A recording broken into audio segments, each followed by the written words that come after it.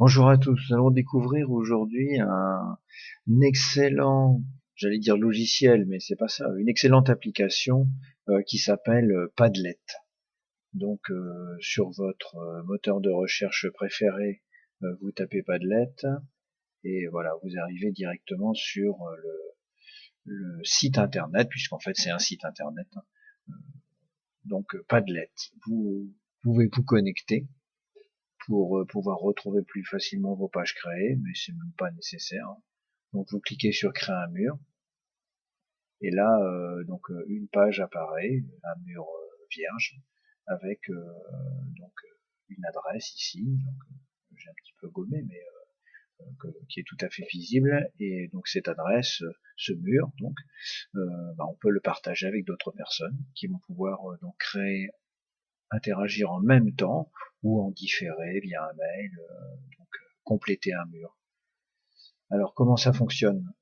Dès les premiers instants, vous avez l'information essentielle, c'est-à-dire cliquer 2 fois sur le bouton gauche, sous-entendu, de la souris, pour publier quelque chose, ou alors on glisse simplement un fichier d'un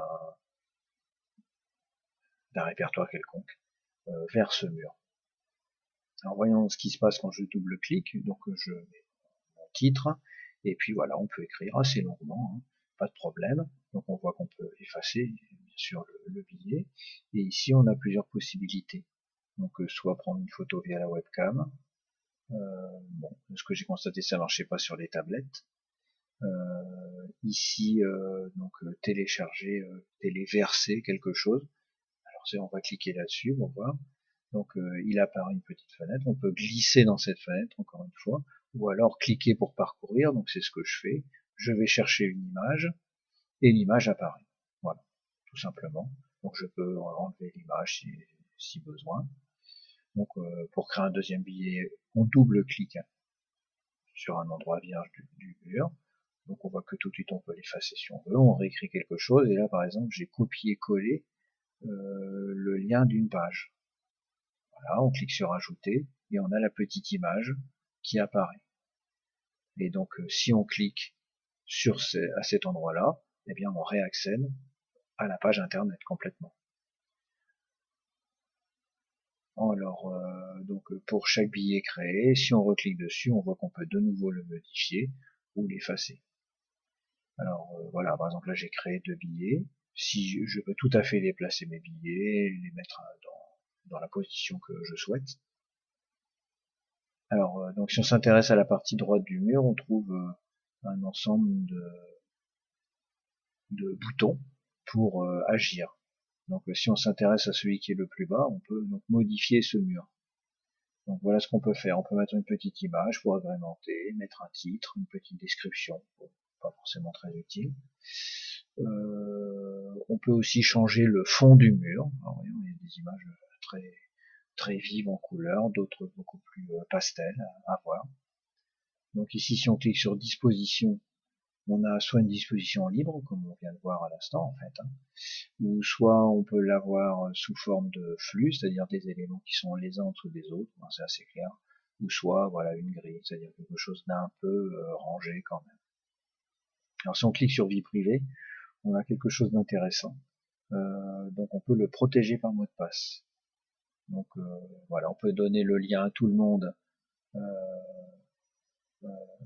et puis donner le mot de passe à certains. Bon, à voir. On peut donner la possibilité de voir pour tous, et puis la possibilité que le mot de passe puisse uniquement modifier, créer quelque chose d'autre. Ça c'est également très intéressant.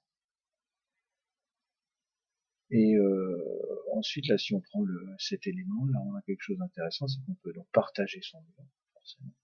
On peut évidemment copier-coller l'adresse du lien par mail, hein. Et on peut l'exporter, parce que sinon vous êtes un peu piégé dans le système Padlet. Si d'un seul coup le service devient payant, vous accédez plus à votre mur, évidemment. Donc là, on peut l'exporter sous forme d'une image. Donc vous allez retrouver une grosse image JPEG, bon voilà, qui va être votre mur. En PDF, donc il va créer un PDF qui va mettre les articles les uns en dessous des autres. un tableau Excel. Bon là c'est un peu moins visuel, mais on retrouve les liens cachés. Donc on note aussi qu'on peut donc réaccéder au mur ici en retrouvant son adresse, et même le QR code est créé automatiquement. Voilà, j'espère que cette petite vidéo vous a intéressé. Elle présente un site internet qui me semble tout à fait intéressant pour échanger des informations, créer quelque chose ensemble. Merci pour votre écoute.